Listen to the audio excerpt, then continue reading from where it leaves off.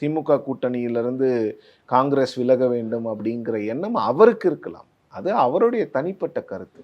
அது தனிப்பட்ட கருத்தை கட்சியினோட கருத்தாக்கணும்னா அவர் ராகுல் காந்தி கிட்டேயும் மல்லிகார்ஜுன கர்கே கிட்டேயும் போய் பேசி பர்சனலாக எல்லாத்தையும் பண்ணியிருக்கணும். அதை விட்டுட்டு வெளியில் விஜய் அவர்களை பார்த்ததை பேசுவது, திமுகவுக்கு எதிரான கருத்துக்களை சொல்வது எல்லாம் காங்கிரஸே ஏற்றுக்கொள்ளவில்லை, நாம இல்லை. காங்கிரஸ் அதான் தெளிவாக சொல்லியிருக்கிறாங்க. அவர் அதை என்ன சொல்கிறாருன்னா, இல்லை இது காங்கிரஸ்குள்ளே இருக்கக்கூடிய இன்டர்னல் டெமோக்ரஸி. இந்த இன்டர்னல் டெமோக்ரஸி எப்படி தெரியுமா ஒர்க் ஆகும்? நீங்கள் காங்கிரஸ் கூட்டம் அன்னைக்கு நடந்ததில்ல, அதுக்குள்ளே நீங்கள் என்ன வேணாலும் பேசலாம், எந்த பிரச்சனையும் கிடையாது. அது இன்டர்னல் டெமோக்ரஸி. வெளியில பொது வெளியில பேசுறது இன்டிசிப்ளின். அதுக்கு பேர் இன்டர்னல் டெமோக்ரஸி கிடையாது. தொண்டர்களின் கருத்தை நான் பிரதிபலிச்சிருக்கேன். அது எங்க பிரதிபலிக்கணும்? மீடியாவிலையா? தொண்டர்களின் கருத்தை பிரதிபலிக்கக்கூடிய இடம் எது? கட்சி ஃபாரம்ஸ் தானே.